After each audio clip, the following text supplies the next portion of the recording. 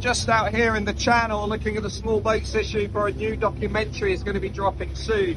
What's really interesting though is when you talk to the people who are down here all the time, they say the small boat numbers have absolutely rocketed after the election, new Labour government.